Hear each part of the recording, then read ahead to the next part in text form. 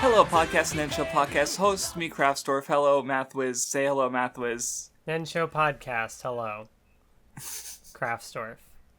Mathwiz. I'm trying to pick up the energy that you're going with to start this off.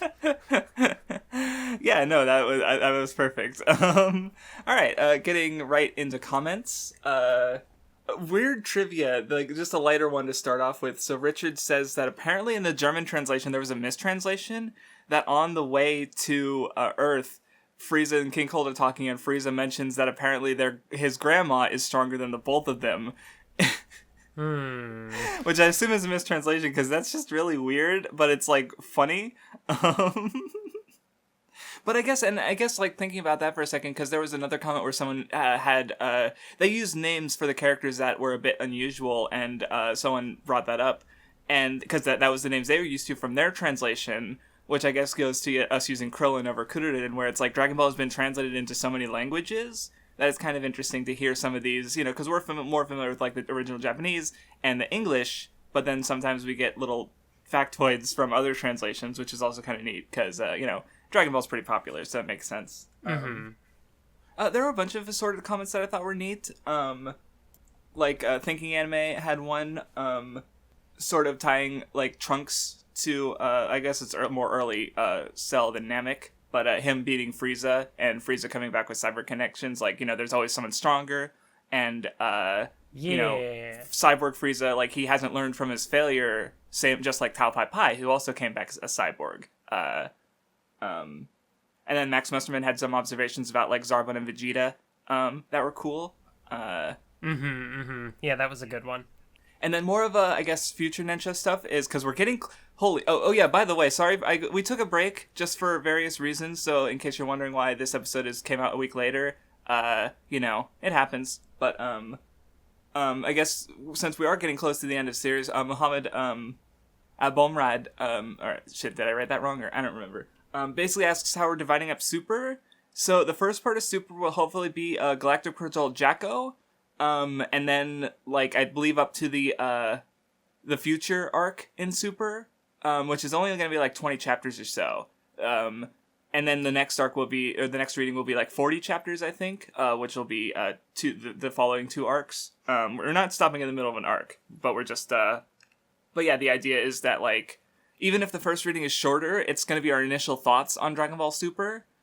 So we might have more to say, is the idea.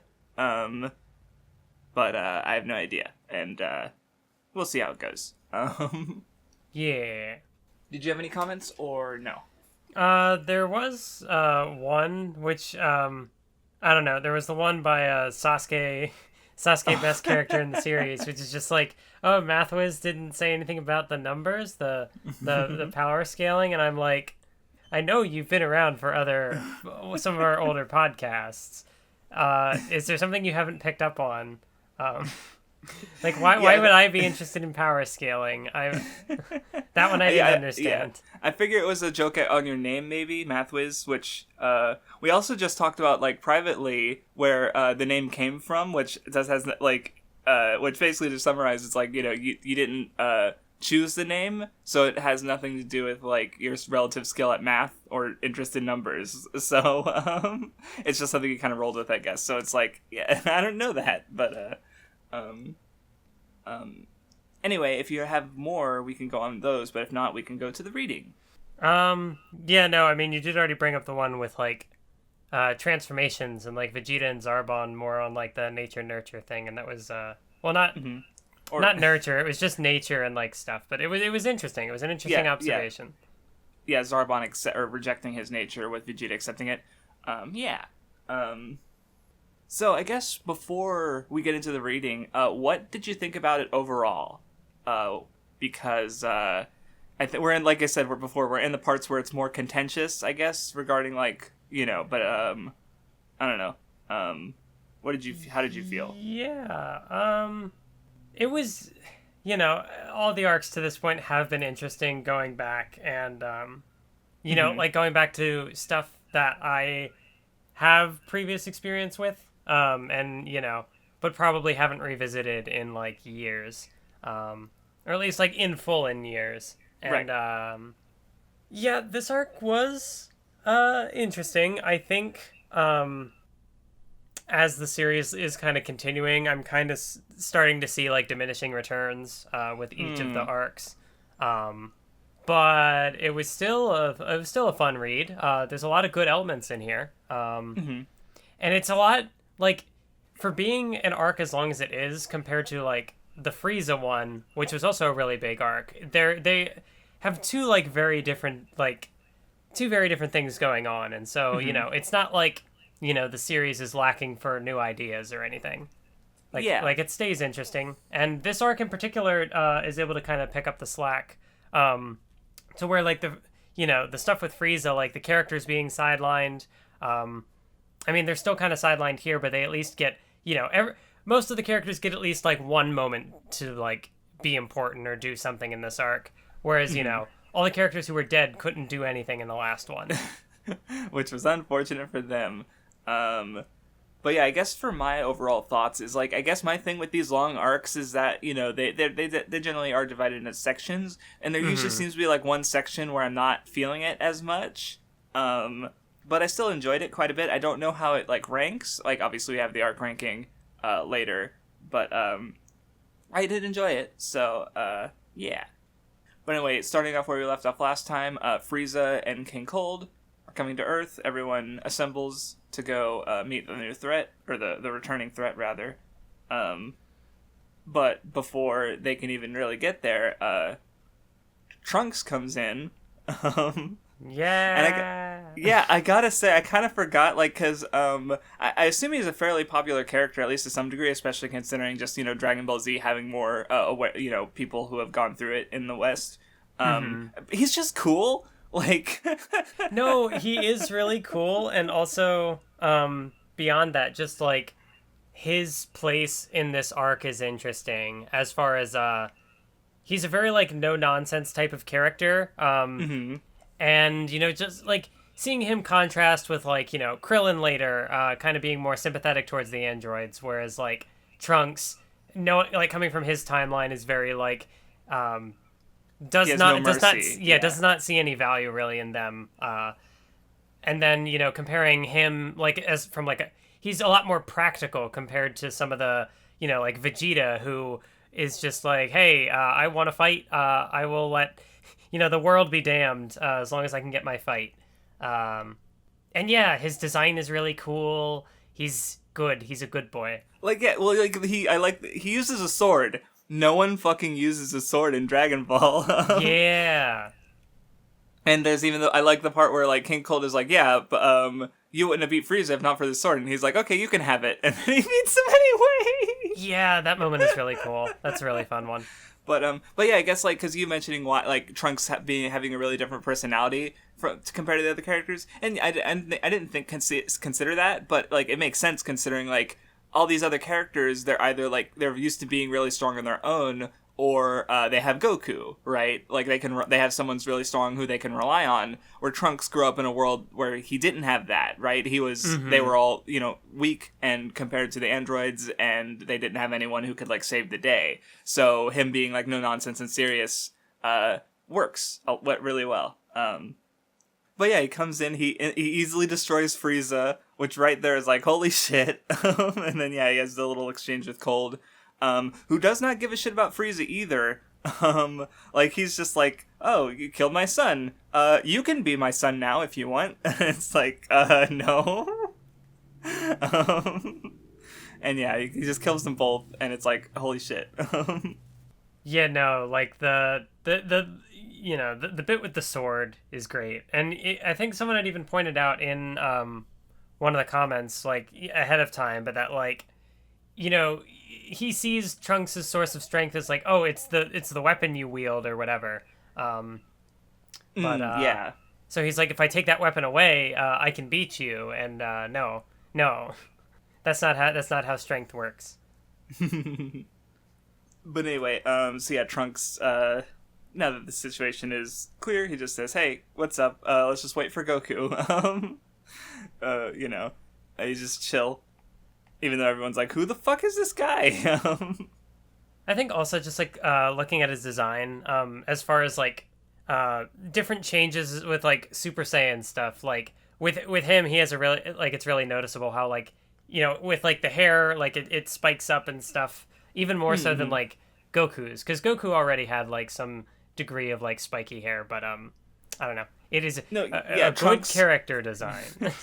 Aesthetic, you might say. Oh, if only he were the most aesthetic character in this arc. Oh boy. Oh yeah, I can think. Yeah. Anyway. But anyway, so yeah, Goku comes back. I like how he's just kind of like, "Oh, you're a Saiyan. Neat." Like that's it. Where Vegeta's like, "How is this even possible? There was only just like the handful of us, and but Goku doesn't care. He's Goku." But yeah, Goku shows his power. Trunks explains his deal, which all things considered, like it's such a like memorable like start for the arc that it's hard for me to forget it, right? Like I don't know, time travel and bad futures they can be fun. It's also just this arc in particular, compared to, I mean, the Boo arc will probably have some sort of similar vibe to it, but just the nature of like seeing where this arc starts and where it ends and how like all of those different stages like interconnect is just really interesting to come back to. Because like starting off with Frieza and this introduction of Trunks, and then you go through like the different phases of different sets of androids, and then Cell and Perfect Cell, and it's just so much happens. It does. I feel like I was gonna say something. Hold on. And it's gone. The thought is gone. My brain emptied. But yeah, Trunks. Oh no, that's what I was gonna say.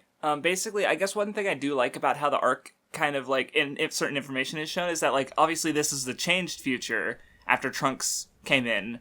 But we still kind of can infer, like, he directly tells what happens in his future, but even like here, where like Goku comes in a few hours before or after Frieza does, right?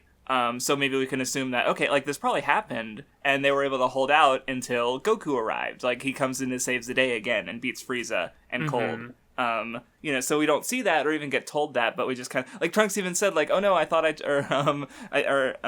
because Trunks is worried about like, he thinks there's some changes and stuff because as it turns out Cell came beforehand anyway. But he gives Goku the medicine. He leaves. He shows off his new teleportation ability, or instant transmission, as I remember it, obviously. Oh, right. Then there's the part where they're talking about what Trunks said, and I think Bulma even suggests, like, well, why don't we take care of them now, like, beforehand? And a few characters have sort of reactions to that. Yeah. Like, Vegeta's definitely makes sense. He just wants to fight, and, strong foes. Goku makes sense for his character. I mean, because just at least, he hasn't done anything yet. And it's like, well, because, looking back to Piccolo Jr., he can be really forgiving. So, and he is a Saiyan, of course, so, like, he does want that fight. So, I don't know. The responses make sense to me. Yeah, I remember, in Dragon Ball Dissection, I remember Mr. Fusion really like going off on this moment. I remember that. That's kind of probably why I was thinking of it, honestly, because that was like a full-on episode of the Dissection. Was just practically, it felt like. So I don't know. I feel like it makes sense for the characters, so I don't mind it personally. Yeah, I mean, I can't really think of any like objections I have for it, because even looking at like Ten Shinhan, like that has also been like part of his sort of character. Like I remember, like as a martial artist, like back in the Piccolo thing, when he really wanted to fight Piccolo. He didn't want to just like beat him with the technique or whatever. Right, and you could also consider how during the Namek arc he got all this training, but he hasn't been able to use it, right? Yeah. So it would make sense that like he has gotten stronger, and so and here like, oh cool, I get to fight Frieza. Oh, Trunks took care of it. Never mind, right? So it would make sense that he would want to test himself, because even if the Budokai happens, it's not quite the same as a serious fight. But as Bulma says, they're all insane. I forgot the 3 years just like instantly passes, which is interesting thinking to later where like before the Cell games, there's like a full, almost a volume it felt like of just like almost, kind of downtime as they're kind of preparing to fight Cell. Yeah. And so like here's just like 3 years has passed and it's like that's it and it's like what okay. Yeah, the arc moves very fast as Dragon Ball do. But anyway, they assemble. We see Baby Trunks, and then the androids attack 19 and 20.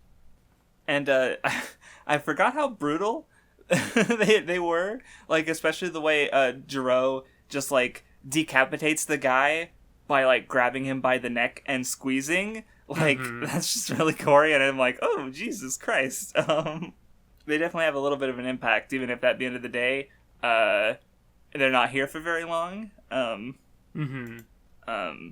Yamcha gets hurt again. I was gonna say he doesn't die. It's always Yamcha. Like, why does it have to be Yamcha? Yeah, it was like how I said that every little character has their moment, and for Yamcha, it's just being the jobber again. Yeah, I will say at least this one, like, it's brutal, and it's not memed to death like the Cybermen one. Yeah. So at least it still, like, had that kind of emotional impact on me, relatively speaking, where instead I just, like, close my volume and start giggling, like, that's not what happened, even though it's Yamcha getting his ass beat again, unfortunately. And the other part that... See, I guess what is interesting about it is because, like, Jiro is human, but he's, like... Honestly, he's probably the most monstrous character in the arc next to Cell. Like, the part where Goku's like, okay, let's take this to a deserted place. And he's like, I'll take us to a deserted place. And he just starts leveling the area. And killing hundreds of people. And it's like, Jesus fucking Christ. So anyway, they go to the deserted location.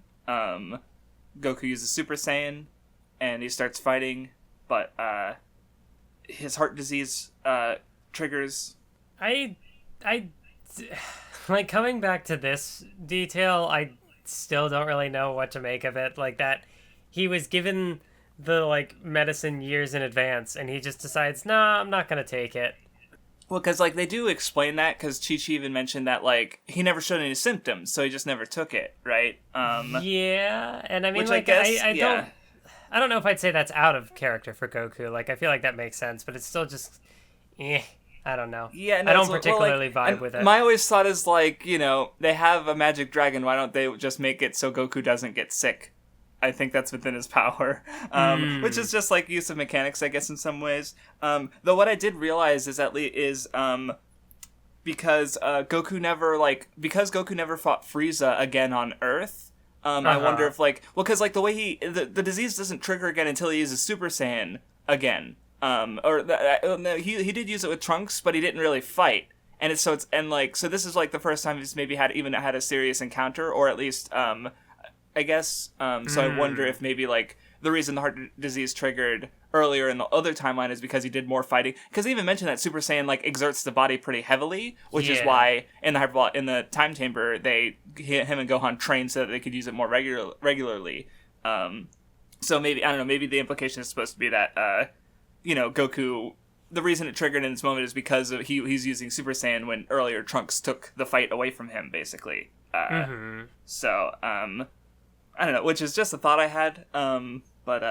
Yeah, I think it's just like as a way to like get Goku out of the arc so other characters can do things. I just don't find it particularly interesting. Yeah, and it definitely could have been handled a little better, but yeah, it's I mean, like it's in the grand scheme of things, it's not that big of a deal because like Toriyama writing a weekly manga, it's like Not, and it does have sort of effects, because I think there was a comment mentioned, or I feel like this was mentioned earlier, I just don't remember who said it or where, but like Goku sort of hitting, like, because a big part of this arc is Goku's sort of like seeing his limits, and but also you could even argue that like his mortality, right, with the, I know. No, I meant like you saying that, I'm like, oh, okay. Okay, I thought you were saying like his limits, quote unquote, because let's not pretend there isn't like Boo and Super. To look at it, though.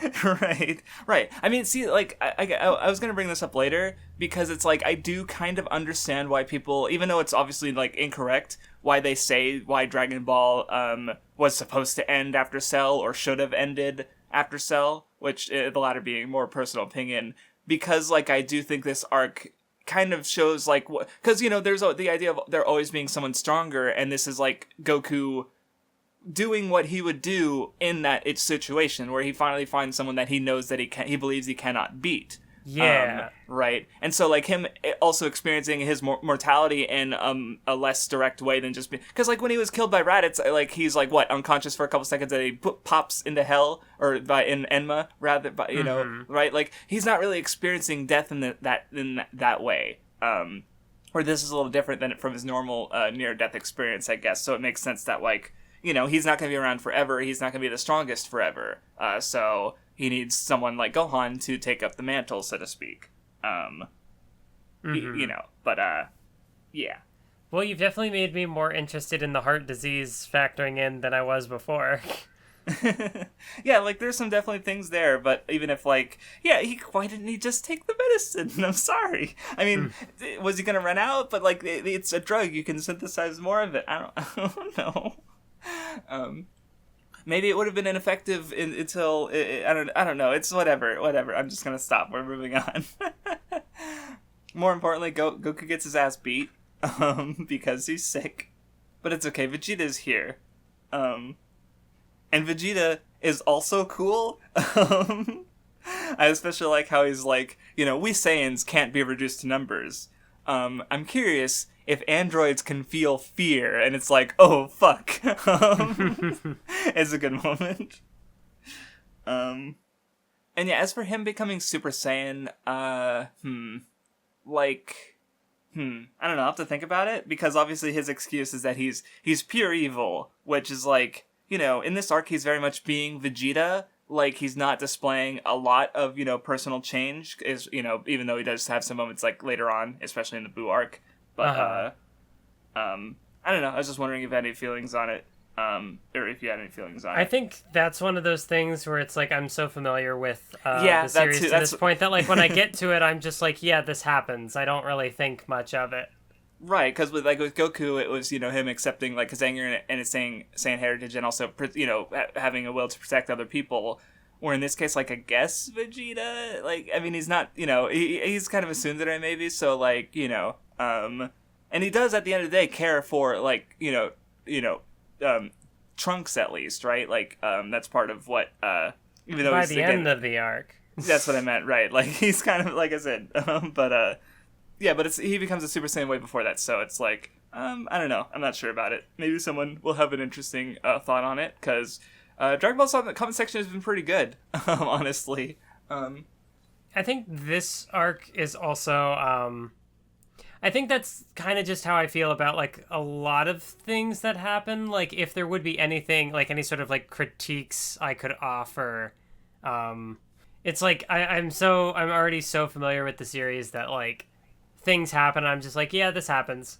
No, I was thinking that even right before I said something. Yeah, because like there's the nature, I guess, of how like that stuff gets integrated. Like all the relevant Saiyan characters get to become Super Saiyan at some point. But it's more like the things that I kind of think on a little more that I wouldn't have thought of really like in the past, because I don't know. I don't know. But definitely thinking more about how like, the different antagonists that pop up over the course of the arc, and how like they all have their own sort of interesting whether it's like fighting mechanics or just personal dynamics, like they all have their own sort of interesting sort of thing going on. But because of like how quickly the arc moves, and to get to there's a lot like, so there's potentially interesting things with like 19 and 20 or 17 and 18 that don't fully like get realized. I think that could have potentially been more interesting, but just because then they kind of end up becoming bit players in the bigger the bigger picture. Like I really enjoyed out of the the fights with Goku and Vegeta against 19, that like the energy absorption thing. That's a cool, and especially this applies to all of them, but it doesn't.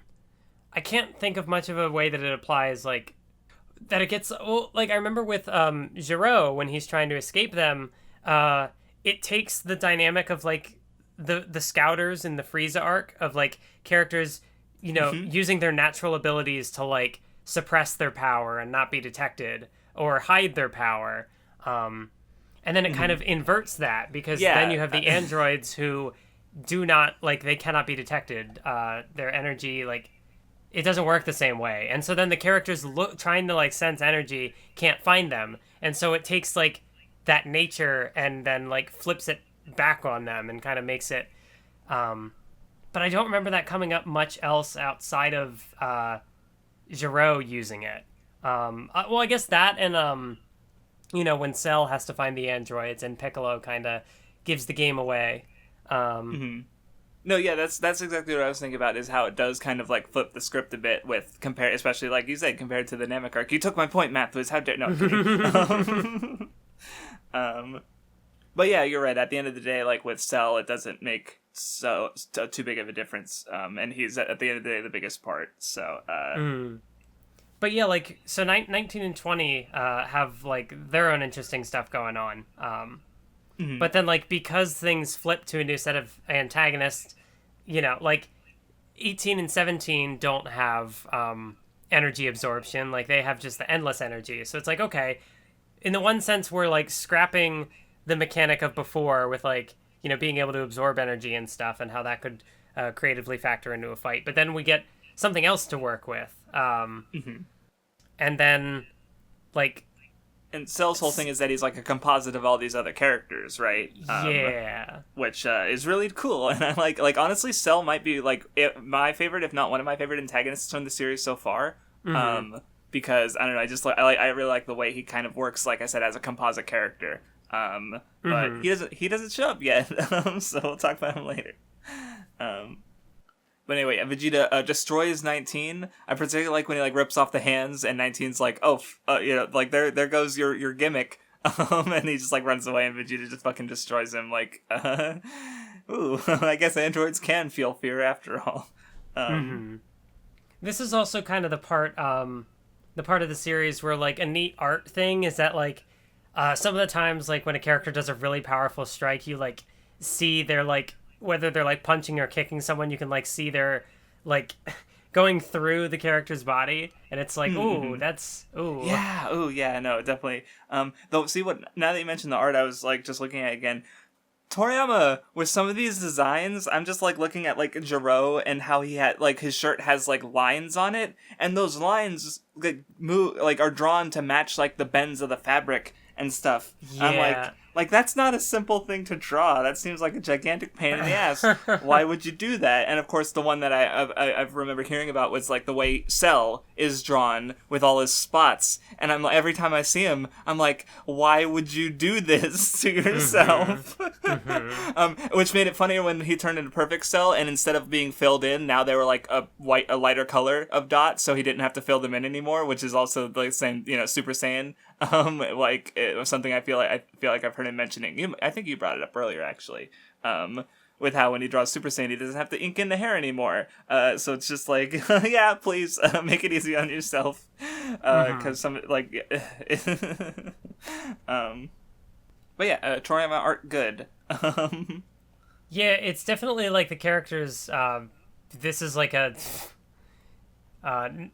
Not observation that has been made before, but like by this point the art is like a little more angular, which works for like I think sort of the tone of the series. Like it is definitely more serious. I thought and high I would have stakes, had serious and high stakes. That works because I like had a thing in my head for like how to explain what I was saying there, and then I just lost it. Right, because like even with like Piccolo. Or Demon King Piccolo, rather, like, even if that is definitely a more serious arc, like, he's working with the Pilaf gang, and ultimately, like, a big part of the arc is him being sealed away again into a rice cooker, right? Like, there's something goofy going on there, where there really isn't anything like that, in the following arcs. So yeah. But anyway, so Trunks comes in and he goes like, oh shit, these aren't the androids, or they're not the ones that he's used to, and so he warns everyone, and of course they have to go find Jiro's lab, and there's a little bit of a hide and seek sequence where Jiro's hiding from everyone, and he kind of sneaks up on Piccolo, but yeah, they get to Jiro's lab, where he awakens 17 and 18. And understandably, they're a little mad about being kidnapped and turned into robots. So they fucking kill him.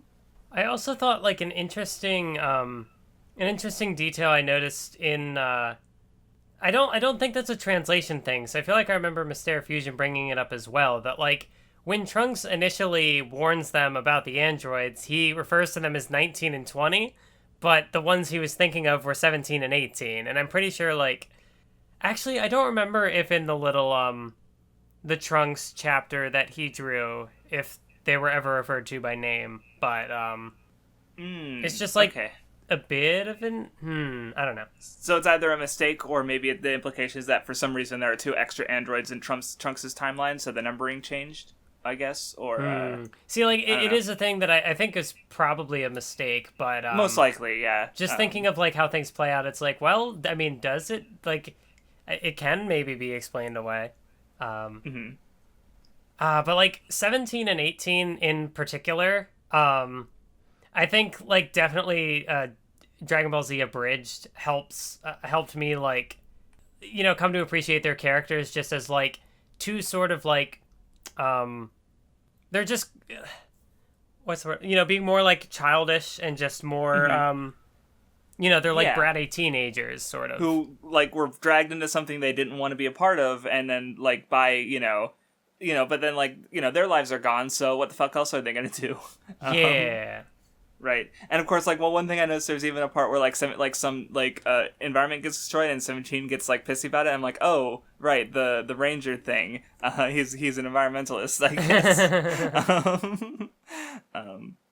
But and then you also have 16, who, I guess an interesting little thing that I remember being mentioned was that how 16 was like the last of the fully robotic models of Android. And so like at some point, he decided that like, humans worked better for androids for his goals, which I thought was interesting.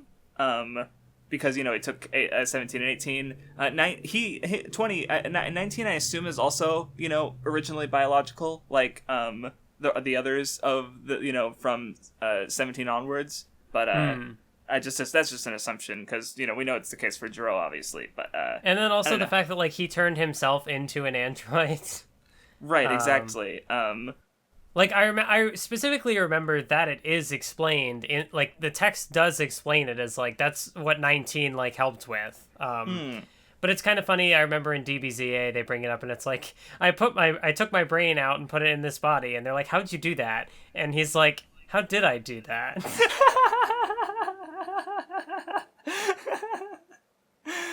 I forgot about that joke. That's funny. And though another observation is I don't know what to take from this one, but I just thought it was interesting that so you have like these androids all made by Jiro. But Cell, who was like a biological android, was technically made by a computer, right? Like carrying out Jiro's will, sort of. So I don't know if there's anything to take from that, but I thought it was neat. So something about like humans creating something artificial versus like the computer, something artificial creating something human, biological. Yeah, that's probably a better word for it. Yeah. Right, because like at the end of the day, like I mentioned before, like Jiro himself is, even though he's technically human, he's pretty much a monster. So it's like I don't know. Maybe there's a good read of somewhere in there. I just haven't pieced it all together myself. So I just thought I'd bring it up. I do also think that like as far as the progression of the designs with the I remember that being as Toriyama was creating the thing, his former editor being like having some gripes with the designs for the androids. Yeah, but even I've then, heard it's still that, like, yeah. 19 and 20 have this cool sort of like, What is the thing I'm thinking of? What is the word?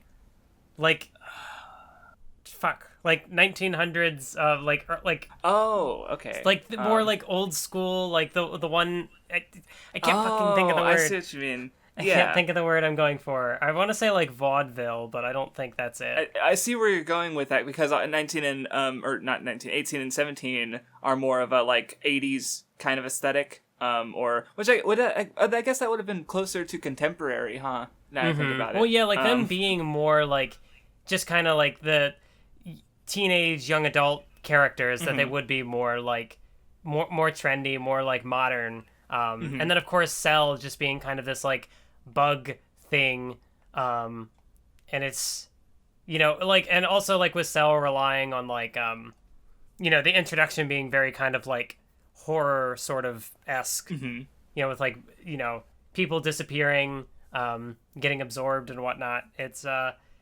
at the very least like they all have very interesting design aesthetics, and I don't see how anyone would have a problem with any of these designs, but yeah, and I guess like think back because like with Namek, at the end of the day they were varied, but they still like wore the same uniform with all the antagonists and stuff. So in that way they didn't stand out, even though like I do think they're good designs.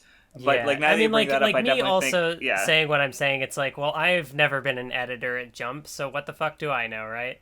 Right, right, because and he's thinking about it in the way of like the audience as well, where because as I heard it was like what the antagonist is this old man, and then Toriyama changes it. It's like what the antagonists are these bratty kids, and it's like what it's just a bug, and it's like Toriyama's like. Even though I don't know how I don't know if that's like confirmed, because that could be like Dragon Ball has so many like weird mythological pieces of just like trivia and lore and up to the actual how like the creation of the series, and obviously not all of them are true. So I will dig for that one because I know that it's true. Gotcha. I know that gotcha. somebody somewhere had a source for it. I will just have to find it. That would be, because, okay, I'm not, yeah, that one felt a little bit more plausible than some of the other ones I've heard, but, I just, because also, like, the one thing, we can give credit for with Dragon Ball Dissection is that, like, Lance does cite his shit, and so if it came up there, that I feel like is probably where I might have first heard of it, but I've also heard of it, like, I know Team 4-Star has mentioned it probably in, like, their, what the fuck is it called? They do like their DBcember stuff. They probably mentioned it in like one of the countdowns. Okay. But yeah, I will definitely find that source. Okay, yeah, and then whenever you do, just link it to me and I can remember to put it in the description when I upload this episode. So, okay. Cool. Anyway, back to the series. 1718 kill Dr. Gero and wake up Android 16, who, contrary to the other ones having, he's just like, I don't know what the hell his outfit is, I'm gonna be honest. Big green coat thing. I don't know. Not that I dislike his design. I just thought it was funny that we were talking about like the time periods of the other characters' designs, but then it's like 16. yeah, 16 definitely has his own thing going on. But then again, like, he is more artificial than 17 and 18. That's true. So I also really like in the volumes how like the contents page has like little drawings of the three of them, and they're just cute. Anyway, Vegeta follows the androids as they escape, and he fights 18 and gets his fucking ass beat. Yeah, that's a satisfying fight because it's like in that situation, like, oh, Vegeta is supposed to be on our side, but he's not. Really, like, he's still not really a protagonist. He's just kind of an agent of chaos. He will do whatever the fuck he wants. He's an agent of Vegeta. Yeah, an agent of Vegeta. There you go. Vegeta does what Vegeta wants. And that sometimes that means, well, and then 18 beats his ass regardless of what he wants. But yeah, like you said, it is satisfying because Vegeta's being a fucking asshole, and yeah, she just kicks his ass, breaks his arm, and then they try to interfere, and oh nope, the other guys are strong too, so that doesn't work out. Yeah, no, like the introduction of them is definitely very very striking. Vegeta gets his ass kicked, and then like everybody all at once just gets wrecked. Mm-hmm. And yeah, they don't like go out of their way to kill them or anything. They're more concerned about Goku. But which of course, like, cause yeah, I even didn't think about, like, while reading, is like how, yeah, I don't think they killed anyone. Even though, like, they're known as in Trunks' timeline as being these mass murderers. But like, they steal some clothes, they steal some vehicles. I don't remember if they killed anyone though. Maybe I'll see something skimming through. But they're definitely troublemakers. But Cell was introduced just killing towns of people. Like, he's a monster. Mm-hmm. Yeah, Anyway, definitely, okay. of the android, sort of, like, the groups of androids, like, 17 and 18 can be seen, like, at least from this timeline, they can be seen as, like, the most sort of sympathetic, question mark. They're, like, the least evil, even if, They're asshole kids. What do you expect? Yeah, because even then, like, they see killing Goku as just, like, a game. It's not even really that they're doing what Gero wants. They're just kind of doing... They don't really have much else direction, and so they're just kind of doing... that's kind of the only thing, like, the only direction that they have, like, at this point, it seems, other than just dicking around. So, yeah. Anyway, so yeah, Goku gets his medicine, or more of it, rather. Piccolo goes to Kami, preparing to fuse, but of course, Kami even, I guess since, especially with his relationship with Piccolo, is kind of like Kami addressing, like, his past mistakes, so it kind of makes sense that he'd be hesitant to kill the androids, because he wouldn't want to make another one, necessarily. He's taking a pretty neutral stance, all things considered, but it makes sense, like I said. And I do always like the scenes of, we get this later with a Mr. Satan, if you will, but of just these characters from this, like, world of, like, androids and super martial artists interacting with, like, normal people. Like, they go get the truck, and he just, like, 16 just picks it up and dumps out all this stuff, and it's like, okay, this is our van now. And it's like, well, yeah, what are you gonna do? Also, I did find the source for the Oh, nice. The comments about okay, cool. the designs. I will check that out. Because I was thinking about it during the reading of just like, okay, but when would Toriyama have changed his mind? Because it's like, it just goes so naturally from like one to the other that I was just like wondering about the legitimacy of it, just because it was like, it worked out really well, right? Like, at the end of the day, Cell is kind of like the ideal antagonist for how this story went, I guess. So I don't know. Yeah. So it's just, I was wondering, like, what was it planned, or was it? Yeah. So all right. Like I said, I'll give it a look. So anyway, as they're all trying to figure things out, Bulma tells Trunks about another time machine. That's interesting. But yeah, they go to investigate, and they don't know what to make of it. So yeah, anyway, while the androids are doing their thing, Kami senses Cell, and towns are vanishing, and eventually Kami realizes that, he agrees to fuse with Piccolo, and then we get introduced to Cell. Ugh. Yeah, and it's hard to forget the scene of him, like, absorbing the guy, like, yeesh. But yeah, Cell shows off his capabilities. It is interesting how, I think this fight in particular stood out to me in this regard. Just like Piccolo having just gotten his new power boost, so like Toriyama wants to like show him off without making him look weak, but then also like Cell just being introduced. It's like the fight works in such a way that Piccolo is able to have his moment, but like Cell, quote unquote losing, it doesn't like diminish his threat in any way. Right, especially because, like, obviously the thing with Cell is that, like, he can get way more powerful, right? So it's more of like, okay, we need to defeat him fast before he, is able to absorb the other androids, right? So, because yeah, that's true with like normally when these characters get these power ups, they fight someone whose strength has already been established, so we get to see how strong they are. Like Android 19, he beat up Goku, and then Vegeta got his power up, showed off Super Saiyan, and then beat the shit out of 19. But yeah, here he sort of shows off both of them, which is a little unfortunate for Piccolo because he does lose. But it's Cell. But anyway, Piccolo tells everyone about Cell, and Vegeta gets pissed off. Since he's like, wait, Super Saiyan's supposed to be the most powerful, but here's these androids, here's Cell, like, Super Saiyan's just constantly getting outdone, what the fuck?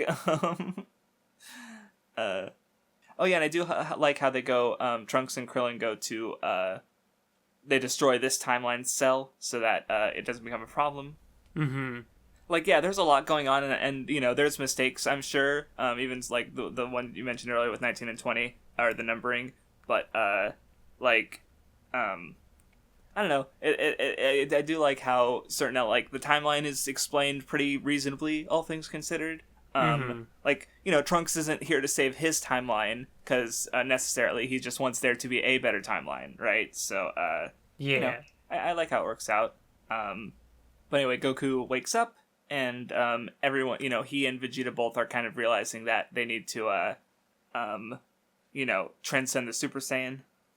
Oh yeah, they go, he heard everyone talking in his dreams, or Goku heard, like, figured out what was going on, so, okay. I mean, I guess he was, if it was people talking in the room around him, that makes sense, but I'm gonna leave that one, actually. Goku's teleportation is a neat ability to add, because he just, like, pops around and is like, hey, what's up? And I do like how the abridged series, like, adapted it where they just have the little pop sound effect, like, it's fine. See, they call it the Room of Spirit and Time, but in my brain it's just the hyperbolic time chamber. I'm broken. It can't be fixed.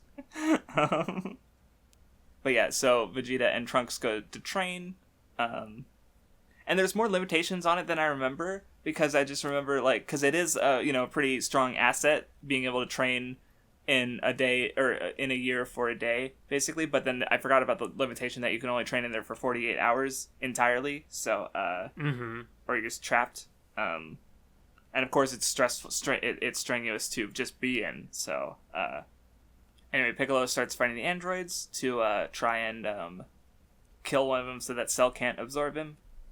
I do think it is kind of interesting that, like, for a brief moment, Piccolo is the strongest. Like, not balance of power, but, like, things definitely do, like, fluctuate a lot in this arc, of, like, Goku's our main hope, but then Vegeta is able to, like, be number one for a bit, and then Piccolo is able to overtake him, and then, Vegeta, after he gets done training, he comes back, but there's just, I don't know, characters moving around, it's interesting. Mm-hmm.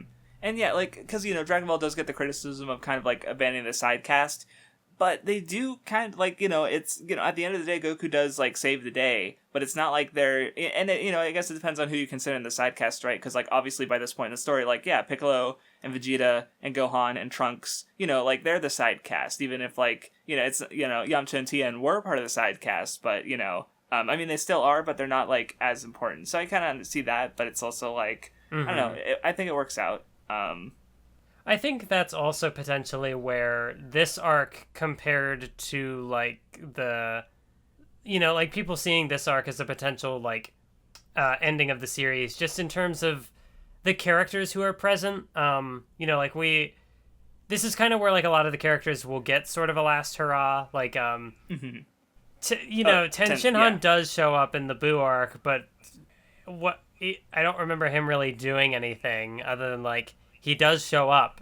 Whereas, like, here he has, like, a tangible effect of it, like, holding back Cell long enough to, let the androids hide. Right.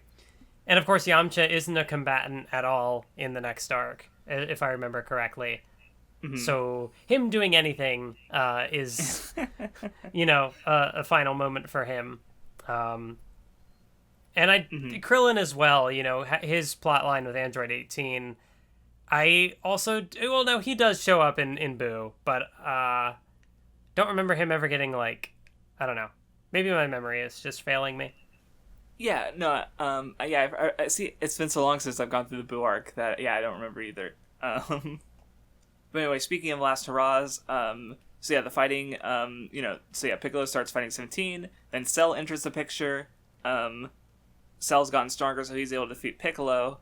I do like how 16, even though he has his own advantages, Cell can't pierce his metal skin and absorb power from him, and he's able to be hold his own, which is cool. But then 17 is, I guess, a bit too prideful, because he even didn't want to run away, even though it would have been safer. And then it gets absorbed, and there he goes.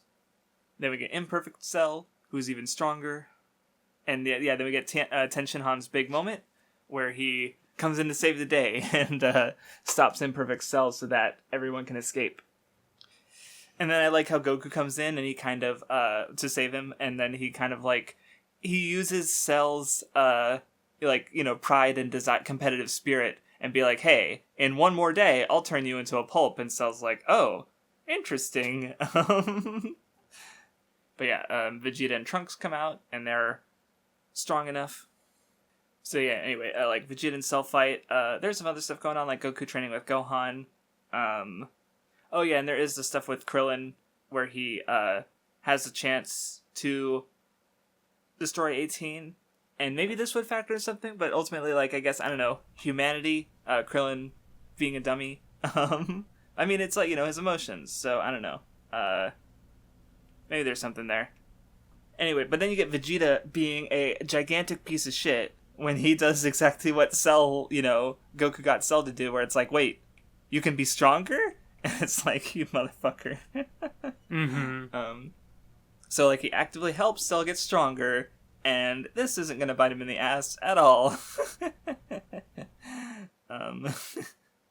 It bites him in the ass, and Imperfect Cell kicks his ass. Alright. We're almost done? Holy shit.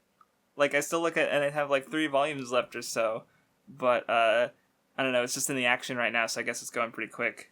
I feel like there are some, there have been some things we cover on this podcast which are, more interesting to talk about than to read, but where,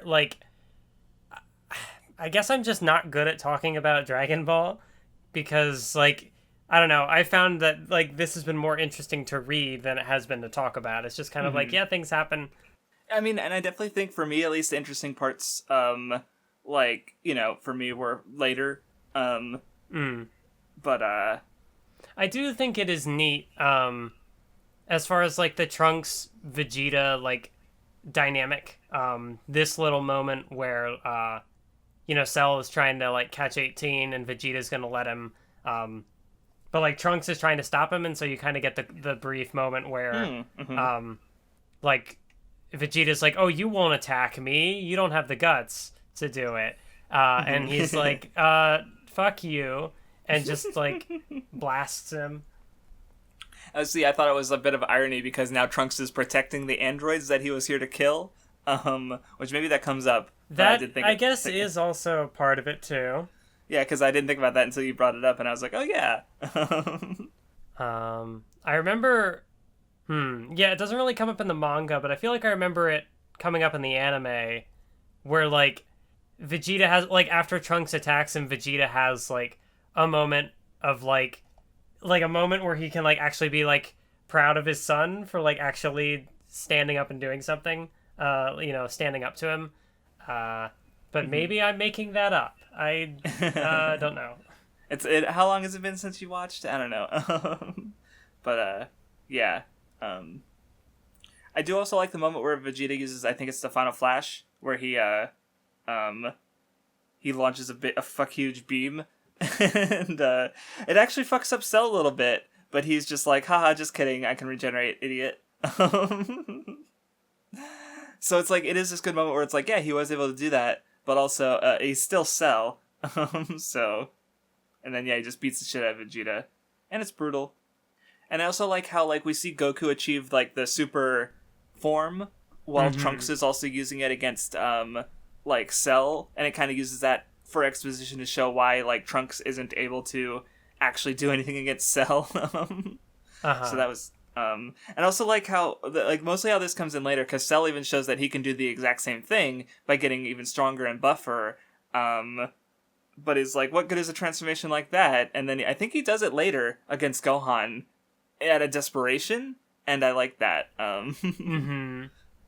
So anyway, Trunks gives up, and before he kills him, Cell makes an offer for the Cell games to give them all a chance to defeat him.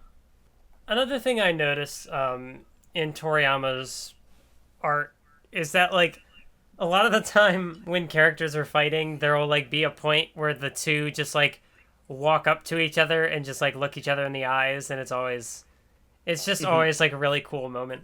Because it's like, ooh, a battle is happening. Yeah, no, for sure. So yeah, getting to the part where Cell, like, announces the Cell games to the world is, I really remember this in the anime, watching it as a kid, because I remember one little thing they did was, because, like, yeah, he shows up on TV, but I remember he shows up on, like, different channels in the anime because they add him, like, he just, like he goes through multiple sets and he flies through, and then, so, like, they change the channels and he's still on the screen, but at different, like, points, basically. I just remember, it's just a really, like, interesting way to show that, I think, even though, it's just, I don't know, it's just stuck in my brain. It's just one of those, I guess. But I also like how, like, you kind of have, like they bring up how, the world has forgotten Son Goku, but like, everyone's in terror again. But it's like, no, you have a hero. You just forgot about him, you idiots. God, I really like the little foreshadowing where, like, because Gohan, anyway, there's Goku comes out of the time chamber and he goes down to see Korin, and he, like, he asks if he could beat Cell, and he's like, here, this is about half of my power. Can I beat Cell? And Gohan's like, what? That can't be, like, Goku's power. Yeah. Like, like, it reminded me, especially though there's a moment later, I think, where, like I think it was when Goku and Cell were fighting, and Gohan goes like, but they're, you guys haven't gotten serious yet, right? And Goku's like, no, I was going all out, and right? It reminded me of Ichigo with Aizen at the end of, like, the Arrancar arc, where, because there's a whole mechanic of, like, you can't sense someone's soul power or soul energy if they're so far above you, but Ichigo could sense Aizen's power, and that's what makes Ishin realize that, hey, we have a chance, because Ishin can even if he's below it, he can perceive Aizen's power. Right, where this is kind of similar, where you have Gohan, I just love the little foreshadowing too, where he can perceive, or he's like, there's no way that I'm that close to my dad, right, or that I can even exceed him. He just can't accept that, or accept that as a possibility. So it's just like all the little moments of that are good. And then there's a scene where the army attacks Cell, and I don't know, it's kind of interesting because it's like this big display of power, but it's also like the army is like Goku. We saw him destroy an army a long time ago. So it's kind of interesting that, like, all things considered, it's kind of a small display of power. Oh yeah, they also get a new Kami. Goku figures things out with Dende. We get introduced to the main character of the manga, Mr. Satan. See, it's weird. Like, I even though I've known him as Hercule, Mr. Satan is just, like, more interesting of a name, I think. So I just end up saying that one. Yeah. And especially, like, because I to mention it way before it happens, like, because obviously Toriyama does the thing with themed names, right? Like, so you have Mr. Satan, you have Videl, which is an anagram of devil, and then you have Pan, who is, like, she's named after bread, but also Pan is a type of devil, demon kind of thing. So it's like, it's a name that works with both themes of motifs for names, and it's just really good. But anyway, Dende remakes the dragon, and he gives it a buff. They can do two wishes now. Finally, the Cell games have arrived. Satan's given so much, like, hype, and he's like, yeah, he's gonna save humanity. But it turns out he sucks. I do like the spread with all the characters assembled when, like, Goku and Gohan arrive to the Cell games to fight. It's like, yeah, let's fucking go. So anyway, yeah, Satan, he breaks some tiles. He gets instantly defeated by Cell. Doesn't die. I also like how even when he does like his tile breaking thing, there's still one that he doesn't break. And you can see him like sweating and like holding his like throbbing hand afterwards. Like he can't even do what he's like setting himself up to do, let alone actually beat Cell. It is a neat microcosm of how his opinion of himself is higher than what he's actually capable of doing. Right, even before he actually, like, you know, fights Cell and enters this world of, like, super martial artists, right? It's really good, yeah. Anyway, Satan gets completely ignored, and then Goku enters the ring. But he is strong enough to, like, take the punch from Cell and not die. Yeah, so, I mean... Yeah. No, like, I was thinking, because there's even a part in the Boo arc where he, like, fights some armed dudes with guns, and it's like, against a normal person, you bet on Satan. He's the strongest guy in the world. He just lives on a world where there's, like, a whole nother, like, existence of strong guys, right? Yeah.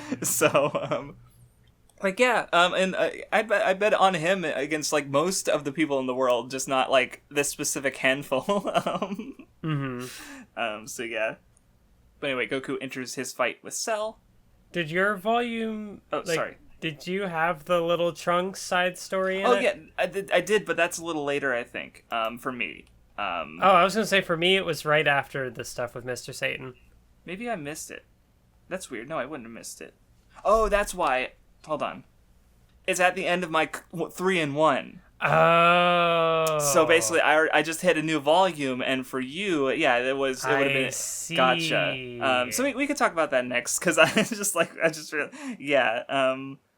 actually, yeah, it comes at a worse point, honestly, for me, because it comes, like, after Gohan's already transformed to Super Saiyan 2.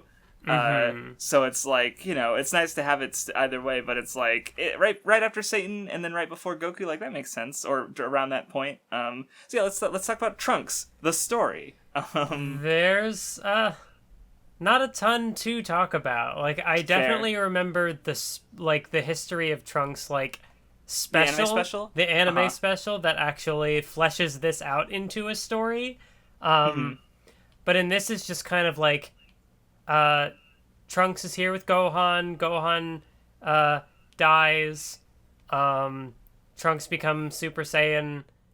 He fights the androids, except off screen, and then he goes to the future, and that's it. Yeah, I do. I should probably rewatch that special because it's good. And I haven't seen it in a while.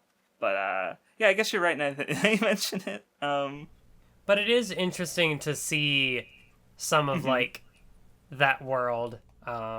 Actually, no, wait, I completely forgot. I was thinking of the events in the special because, like, the very first page of Trunks, the story, he's already a Super Saiyan. Whereas, like, in the special, they turn that into more of, like, a dramatic They moment. make it so that, yeah, where Gohan dying is what helps him become a Super Saiyan, right? Yeah. Yeah, it's been a while since I've seen it. Because, okay, yeah, that's such a bit of a missed opportunity, I suppose. But the special exists, so whatever. No, if anything, this was probably made, like, to tie into that. As, you know, like how... Actually, yeah, the thing that comes to mind is, like, yeah. You know, Hunter x Hunter, there's, like, the Phantom Rouge movie. And then, like, Togashi made the Kurapika story chapter, I think, or 2 chapters. But it was, like, you know, part of, like, the promotional stuff for the movie. So I could see this being kind of like that.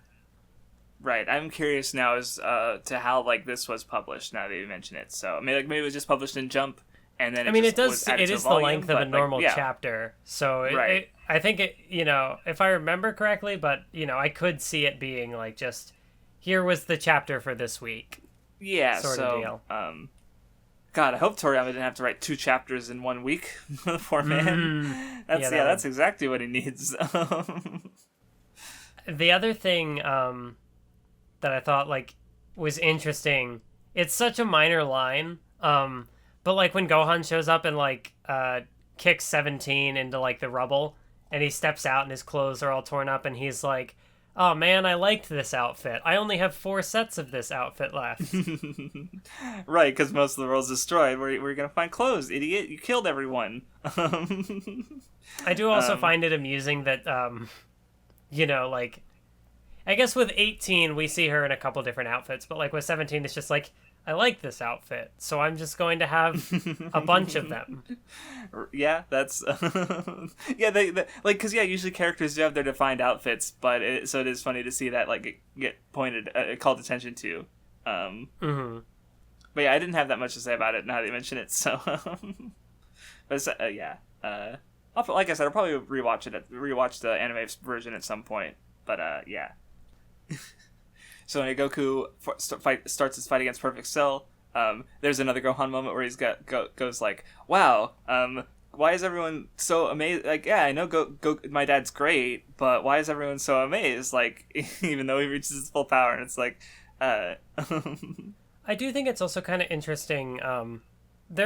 It's for a very different sort of purpose, but like way earlier in the arc when Goku's fighting 19, there's a similar sort of thing where like the people who have seen Goku in Super Saiyan form or like have felt that power are able to recognize that like, wait, he doesn't seem to be fully up to like his A game here, whereas everybody else is like, whoa, this is like a new level of power we've never even been exposed to. But then of course here with Gohan it's foreshadowing. And yeah, it also like comes up like, yeah, at this point, like, their full power can easily destroy the planet, so that comes up a couple times. Like I do, especially like when Goku does the teleportation Kamehameha, where he oh no, is Goku gonna destroy the world? And it's like, no, he teleports and gets a gotcha on Cell. It's a cool use of that technique in a fight. It doesn't work, but it's cool to see it. That technique in particular, that specific one, I remember a lot from like the video games where it's because you can just teleport behind someone and just like beam blast them. It's a very fun little incorporation of the technique. But anyway, Goku gives it his all, and he is completely outmatched. So he gives up, and everyone's like, what? But he puts especially his... like that in contrast to like Vegeta giving his speech beforehand of like how he'd rather die than win that way, or like he'd rather die than accept help because he's a Saiyan, and Goku's just like, nope, I quit.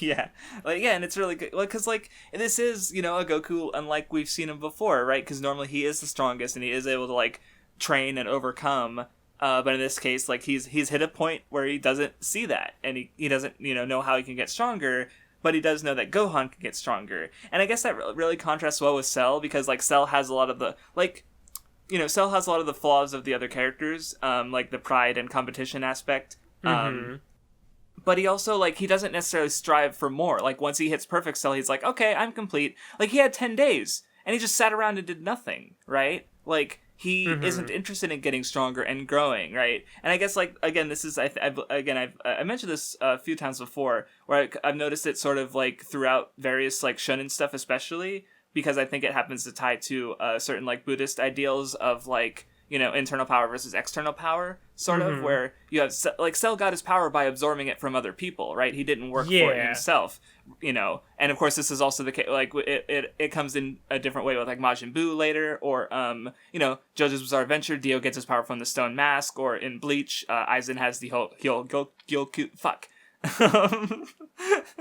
anyway, like it's a really common thing, right? So I guess and this is a good example of that, where Cell, because he gets his power from external means, he has no real interest in getting stronger, where Gohan and Goku and all these other characters have been working and steadily growing more powerful. And I guess another thing is, like, going back to the, like, Gohan as the successor thing, like, as we see from the Buu arc, that's ultimately not ideal. But in this context, I think it's really cool because as a generational, like, passing of the torch kind of thing, Cell is a composite of, Goku, the strongest guy, and then also Vegeta, Frieza, and Piccolo, who are all people that he's beaten, former antagonists. So Gohan beating Cell is also like he's and even Cell as a product of the Red Ribbon Army, like he's he is kind of like Goku's past basically, and so Gohan gets to overcome that basically, which is really cool. Yeah, I didn't think of that as far as like the connection to the Red Ribbon Army and Goku's past. That is neat. Yeah. Which is also kind of why Goku kind of decides to stay dead at the end, because like, he even says like how he's attracted a lot of these really strong guys, because Raditz came to Earth because of him, Vegeta and Nappa came to Earth because of Raditz, and then Cell and Zero were from the Red Ribbon Army, which was, then specifically wanted to kill Goku, so like, it's him being strong and just being the way he is has caused some of these problems, but Gohan is able to deal with those problems in this context. Because again, like the whole talk of like Goku meeting his limits and Gohan being his successor does kind of get recontextualized with Boo and onward, right? And Super, of course. Mm-hmm. So, I'm just talking about it in this context because this is all we've read so far. But anyway, Gohan powers up, and I love how Piccolo and Vegeta are shocked because like, how the hell did he get so strong? Right? Like, even though he's so humble about his own power. Gohan is pretty really different from Goku and Vegeta and all these other Saiyans, because he's like, I don't want to fight like my dad. I don't want to kill anybody. Like, he's so reserved, even though he's so strong. It's nice. But of course, Cell just goes, "Oh, now I want to see you mad," because he's a fucking idiot, and he's like Vegeta before him, or his dad, I guess. Cell's dad is Vegeta, but also Goku. I don't know, it's weird. I feel like DBZ Abridged maybe made some jokes like that. Anyway, but yeah, like I remember saying before, it's kind of interesting contrasting this Gohan, and especially with 16, to Goku and Android 8, because like Goku and Android 8 have a very similar kind of thing where Android 8 was pushed into action despite being a pacifist to protect Goku, and he was fine with being blown up and dying, but when other people were at risk, that's when he sort of took action. Or in this case, it's kind of the inverse, sort of, where Gohan is prepared to be mortally injured, but it's when other people are hurt or killed that he is able to, like, and in this, especially Android 16, Yeah. Interesting. Yeah, no, it is kind of, like, I guess that ties back into, like, the inverse with, Jiro, human making robots, and then the computer making Cell, maybe? I don't know. But we get the Cell Juniors, and they beat on everyone, and that doesn't fully piss Gohan off, until 16 is killed, and then Super Saiyan 2. And yeah, it's like, go on. Well, I thought, like, when I, would have, like, I remember this being, like, whenever I would have first gone through, like, Dragon Ball, or, gotten, like, this was, I had considered it, like, one of my favorite moments in the series. Mm-hmm. But, like, coming back and rereading the arc, I actually got, like, less of an impact out of it. Just because, like, Gohan is in the background for a lot of this arc. Which is not to say that, like, there's nothing building up to this moment. Like, I do still think it works for his character, and I do think it is a cool moment. But it just didn't have the same sort of, like... Maybe that's just, part of it is because the manga is a lot faster, and so it's just like... yeah, we're here. I see. Yeah, and maybe that'll, see, that's the thing about, like, going through or rewatching certain things, because I definitely feel like, you carry with you your old perceptions, right? And so you're kind of judging it against what you remember it. And that, so, like, I don't think it's unusual to get disappointed sometimes rereading something you remember being a favorite or something like that, because, personal example, I just replayed Star Fox 64, which is a wild tangent, but I had that as, like, one of my favorite games of all time, and now I'm like, well, I still like it a lot, but I don't know if it's my favorite anymore, right? Because, like, I'm comparing my current feelings with what, admittedly, like, there's nostalgia, like, because from the periods in which I played that game before a lot, right? So, yeah. But maybe when you reread it, like, now you don't have that prior expectation, right? So, even if you don't think it's a favorite again, maybe you'll come around on it in some way. I don't know. I think kind of the feeling I got from it was more like, it is sort of like it's a progression of what Gohan's character was doing in like the Saiyan and Frieza arcs. Mm-hmm. But then like because there's such a distance between him being like one of the focal characters in the Frieza stuff and then not really doing anything for the majority True. of this arc and True. then getting this moment, it feels a little disconnected from like what came before, but also, you know, I can acknowledge that like there you know, like the stuff with his rage and how like, you know, his power would boil over with his emotions. That was it. You know, it was something that was established. It's not like this is coming out of nowhere. Right. It's just more like maybe the transition between like the last arc and this moment could have been a little smoother, but as I said, it does still work for his character, and I do still think it is a cool moment. It's just not. It didn't have the same sort of like, like nostalgic impact of like, maybe that's also just because like I'm older now, which is like maybe a weird thing to say, but like, you know, I would have seen this series when I was like closer to Gohan's age. Okay. And so seeing him as maybe like a character where it's like, oh, hey, he's like a kid fighting all these adults or in this world of adults, and it's like, maybe that like also like added some to the nostalgia. I don't know. Yeah, I'm glad they clarified that because like I just realized like Cell's like I don't even think he's 10 years old, all things considered. Like, you know, if he's like fighting in the world of adults, you know, not necessarily against adults. These Cell Juniors are minutes old. Yeah, like... no, yeah, no, that is true. Like Cell being probably like, you know, similar sort of age to like, you know, Piccolo Jr. in the tournament arc. Right. So, you know, just a thought I had while you're saying it. But no, it's like, it's still definitely good. Like, especially, like, I just like the trope where you have a character who's, like, maybe not as serious, or in this case, like, you know, a pacifist who finally, like the joke character who becomes, like, gets, like, a really serious fight, and, they stop being a joke character, right? And they take it seriously, like, that kind of thing. In this case, though, it's more of a more pacifist, timid character who, snaps. And like he brutalizes the Cell Juniors in ways that bad guys brutalize people. Not like like maybe if it close like or Vegeta, right? Like he ruins. Yeah, no, definitely them. like that. You know, now that you brought up Vegeta, and I'm looking back to like, you know, the first one that he just fucking decapitates, and I think back to like, Goldo or Goldo, yeah, or even when Vegeta just you know jumps behind him and just like chops his head off. And so it's like that, but even more brutal because you see like its brains like shooting out, and it's like ugh. Yeah, like it's like part of you wants it to be cathartic because it's like Cell finally getting his, but also it's just so brutal that you're a little scared almost. Like this is Gohan, this is that sweet baby boy we saw crying because his dad was getting kidnapped by Raditz, and it's like and now he's like he's turning cold, and he just fucking like ruins Cell. Like holy shit. Like, he hits him so hard, he goes back a stage, like... Yeah. Like, that's the thing with Dragon Ball has so many transformations. Like, having a D-transformation? That's new. And yeah, like I said earlier, he goes in out of desperation, he buffs himself up, but that doesn't work at all.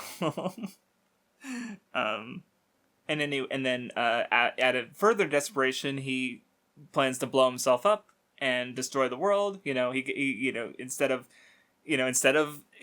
growing, you know, and maybe becoming stronger, he just like he just does it in his own way, and it doesn't work. Then we get like Goku's sacrifice, which does like stop it, but you know, it doesn't stop Cell. All things considered, like, because like I mentioned before, self-sacrificing things tend not to permanently work. You know, which seems to be consistent, but and his comeback is good because he just immediately wrecks Trunks for no particular reason, because he was there, and he's back, and he even gets a Zenkai boost because of course he does, little shit. I think it's funny that like hearing you use that term when I don't think that has ever like I don't think that is like a name it has in the series. No, not but in you the know, manga, like having enough like community knowledge that like I've seen YouTube videos where somebody uses that term, so like I know what the word is. Yeah, I don't like. Yeah, you're right. No, is there a reason for me to use that word? It's just like it's just one of those terms where it's like it's in my brain regardless of what I'm reading in front of me, right? Yeah, no, it's easier to say that than like return from death power boost, right? Or the Saiyan's natural like ability to become stronger after recovering from a failure. Like let's just say that every time instead, right? Like Zenkai boost. It's short, it's sweet, it's to the point, and we know what it is. But anyway, Cell breaks Gohan's arm, and then we get their beam exchange. Get the father-son Kamehameha. It's good because Gohan's ready to give up, but Goku's saying, "No, you can do it. I believe in you." I forget. Did you also talk about the moment with Vegeta where like Trunks dies and he just like loses his shit? No, I did not. Well, I kind of alluded to it earlier, but I did not. I passed it. My bad. It's neat. Right, it's like showing that he is kind of starting to have that character development of like maybe he could be a good person after all. Right, like he spent 2 years with Trunks, his son from the future. Like, it would make sense that like was it 2 years? I think he spent all his hyperbolic time to every time. But yeah, it would make sense that he get something for him, and now he's starting to become more human and more of a person and not a piece of shit. Mm-hmm. And I do like how it kind of climaxes out with or it works out in the climax, in other words, where he helps Gohan out. Like he's able to because I guess he was even saying before about how Goku would rather die than give up his Saiyan pride. You know what I just realized? Go on. It made me think back to the point in the Frieza arc where Vegeta's fighting Recoome and like Krillin and Gohan jump in and like Gohan pulls Vegeta out of the way. Doesn't like take the blast for him, but just pulls him out of the way. And Vegeta's like, "Why? Why did you do that? You should have like attacked Recoome. You should have taken the moment to strike." And he's like, not like he doesn't.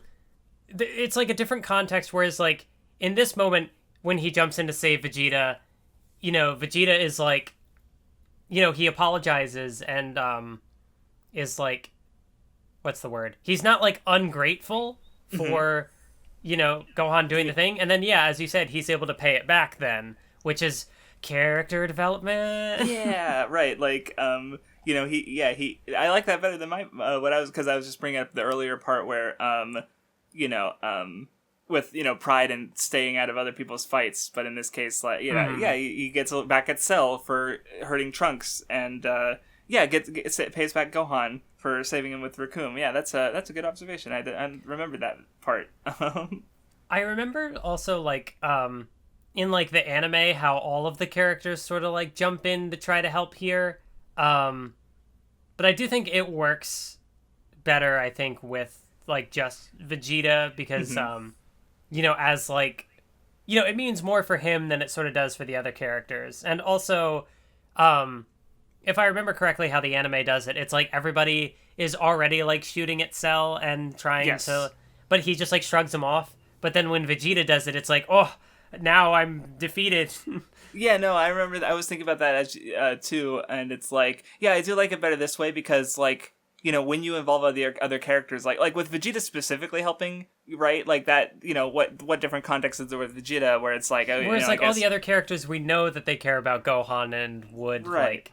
Of course, yeah. Yeah, and but with Vegeta, it means something. Right, and the other thing is, like, Vegeta's not really, at this point, he's not much stronger than Piccolo, if at all, right? And Piccolo is helping already, right? So it just kind of, like, just going by, like, strength-wise, like, Vegeta was just enough to... I mean, I guess it is Vegeta, like, finally, like, joining the others and helping, so I guess it's just a different way to read into it, so maybe it's fine, but,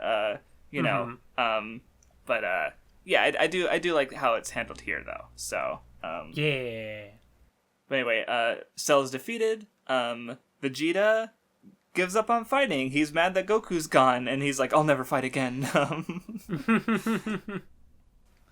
And fucking Satan takes all the credit, you little shit. Yeah, I did it. I beat Cell. Like, okay, fuck off, for one. No, it's fine. The characters don't want the fame anyway. They just want the Earth saved. But anyway, they get the dragon back. he can't restore 17 and 18 to being fully human, but he can at least take the bombs out of their body. Which 18 is like, why the fuck would you do that? And then they get married later. I do also think the panel where like Gohan says the thing where it's like, oh, you're in love with her, and he's like, 18 is like, I don't care. You think you have a chance with me? And then Gohan is just like, don't worry, Krillin, I'm still your friend. And Krillin's just like depressed. The characters are fun, and there's good interactions, and it's a also seeing the little panel up there as well with like Yamcha, where he's like, he's like, I'm gonna beat her up, and Ten Shinhan's like, no, you're not. It's like, she's being mean, but he is not strong enough. Go ahead, do it. I'll watch. I'm like, I'll pull you out before you die, I guess. Like, what are you fucking gonna do, Yamcha? But anyway, and I do like seeing how, it ends. Trunks goes back to the future. Gohan's looking off, and you see the Goku kind of in the background. And it's like, they saved this timeline, so we get to see Trunks, and he goes to save his timeline, where all that training, he's able to just fucking destroy these androids with no issue, and then even take down Cell. And it's kind of, it's cool. He saves his future, so it's like, both timelines get saved basically, and it's like, yeah, cool.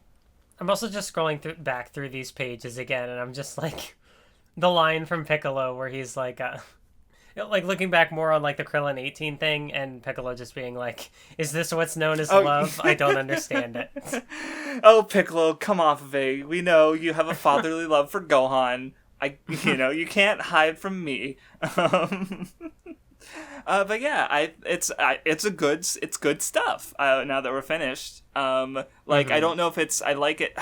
See, it's because it's like the good stuff. I don't know if it's my favorite arc or not so far, because it's like, I do like the good stuff, but there were some parts that I was just like not super feeling. But then that's also true of Namek and Saiyan, so maybe it is my favorite arc so far, or saga rather. Whatever, I don't care. Whatever.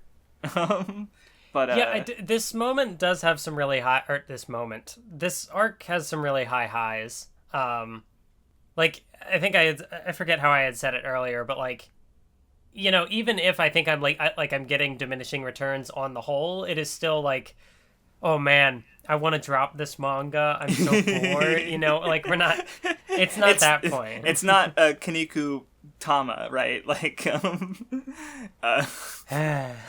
what could be worse than Kanikumon or Gintama together? And it's like, oh no. No, I'm kidding. I don't know what that was. But no, yeah, it's a good manga. It's a fun time, and I'm still enjoying it. And now I'm really looking forward to the Boo stuff, because I suddenly hate it now. Like, I don't think that's gonna happen, right? So Super, I'm a little bit more not sure about, because obviously, like, we're getting further away from, like, Toriyama's manga. And oh man, yeah, Super. I don't have high expectations, but yeah, I mean, I'll approach it with an open mind, and I've already gone through a bunch of material anyway. I want it to be good. Of course, yeah. But we'll see. But we're close. Boo Saga, only 100 chapters left of Dragon Ball, and then Super. So we'll see how that goes, and we'll catch you next time. Thank you for listening. Oh wait, no, what is next time? Shit, I don't need to. Oh no, I remember. It's 4/21 to 5/19. I think there is no next time. The podcast is over. Sorry if you can't find what the number of the last chapter is. Then I'm sorry. Maybe like what? How can I? We're finishing the original Dragon Ball. Like, do you need a chapter number at this point? Anyway, thank you for listening. Goodbye.